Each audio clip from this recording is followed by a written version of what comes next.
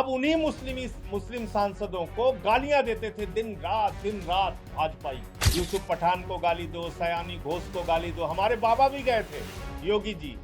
उधर जैसे ही सयानी घोष ने गाना गाया काबा मदीना का, बाबा तुरंत दूसरे दिन पहुंच गए हेलीकॉप्टर लेके। भारत की धरती पे काबा मदीना नहीं बनने देंगे। अब क्या हो गया भैया, अब क्या हो गया? टीएमसी में फूट के बाद सयानी घोष जैसी नेताओं ने जब साथ छोड़ा तो संजय सिंह भड़क गए।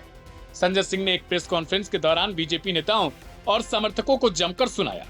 उन्होंने सवाल पूछा कि काबा मदीना सयानी का सुनते ही बीजेपी नेता और समर्थक भड़कते थे, अब उन्हें क्या हो गया? राजनीति में कहा जाता है कि कोई स्थायी दोस्त नहीं होता और कोई स्थायी दुश्मन नहीं होता, लेकिन कभी कभी नेताओं के पुराने बयान और नए राजनीतिक रिश्ते ऐसे सवाल खड़े कर देते हैं जिनका जवाब देना आसान नहीं होता। पश्चिम बंगाल की राजनीति में भी कुछ ऐसा ही होता दिखाई दे रहा है। टीएमसी में हालिया सियासी हलचल और कुछ नेताओं के पाला बदलने की चर्चाओं के बीच अब आम आदमी पार्टी के राज्यसभा सांसद संजय सिंह ने बीजेपी पर ऐसा हमला बोला जिसने नई बहस छेड़ दी। इस बार निशाने पर सिर्फ बीजेपी नहीं बल्कि टीएमसी की चर्चित नेता सयानी घोष का नाम लेकर भाजपा की राजनीति पर उन्होंने सवाल खड़े किए। उन्होंने कहा कि बीजेपी के लोग और उनके समर्थक मुस्लिम नेताओं को गाली देते फिरते हैं, लेकिन अब क्या करेंगे? लखनऊ में मीडिया से बातचीत के दौरान संजय सिंह ने कहा, आज देश में एजेंसियों का इस्तेमाल करके दूसरी पार्टियों को तोड़ा जा रहा है। उन्होंने आरोप लगाया कि बीजेपी लगातार विपक्षी दलों के नेताओं को अपने साथ जोड़ने की कोशिश करती है और इसके लिए राजनीतिक दबाव का हर हथकंडा इस्तेमाल किया जाता है। लेकिन सबसे ज्यादा चर्चा उनके उस बयान की है जिसमें उन्होंने सीधे तौर पर सयानी घोष का जिक्र किया। संजय सिंह ने कहा कि जिस सयानी घोष को लेकर कभी बीजेपी के नेता तीखे बयान देते थे, आज वही लोग उन्हें अपने साथ लेने को तैयार दिखाई दे रहे हैं। मुस्लिम सांसदों को गालियां देते थे दिन रात भाजपाई। सारे अंधभक्त जुटे रहते थे। यूसुफ पठान को गाली दो, सयानी घोष को गाली दो। हमारे बाबा भी गए थे, योगी जी। उधर जैसे ही सयानी घोष ने गाना गाया काबा मदीना का, बाबा तुरंत दूसरे दिन पहुंच गए हेलीकॉप्टर लेके। भारत की धरती पे काबा मदीना नहीं बनने देंगे। अब क्या हो गया भैया, अब क्या हो गया? अब तो काबा मदीना गाने वाले को अपने साथ ले रहे हो।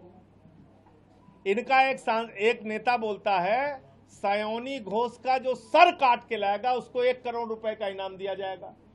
अब क्या हो गया? अब उसकी जिंदाबाद लगानी पड़ेगी अंधभक्तों को। अब भाजपा वाले कमल का जो है मफलर पहन के जिंदाबाद जिंदाबाद करेंगे सयानी घोष की। तो मुझे तो ज्यादा तरस कार्यकर्ताओं पे आती है जो गालियां देते रहते हैं, मुसलमान समझ के, हिंदू विरोधी समझ के, उन्हीं को सबको ऐसा। तो मैं इसलिए बार बार कहता हूं, भारतीय जनता पार्टी ने सारे क्राइटेरिया तोड़ दिए हैं। जैसे वो शोले फिल्म का डायलॉग है, मौसी बाद में कहती है कि बा बेटा तुम्हारा दोस्त शराबी हो, कबाबी हो, जुआरी हो, लेकिन उसमें कोई गलती नहीं। यही हाल हमारे भाजपाइयों का है। गुंडा हो, माफिया हो, चोर हो, बलात्कारी हो, लुटेरा हो, डकैत हो, भाजपा में चले जाओ, सब ठीक ठाक है। अब सिर्फ दाऊद इब्राहिम का बीजेपी में आना बाकी रह गया है। ओसामा बिन लादेन मर चुका है तो अब उसके चांस खत्म हो गए। बस दाऊद इब्राहिम का बीजेपी में आना बाकी रह गया है।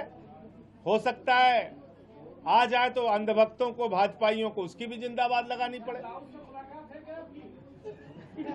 भाजपाइयों से पूछिए भैया, ज्यादा अरब का दौरा वही करते हैं मोदी जी। मोदी जी की मुलाकात हुई होगी दुबई में।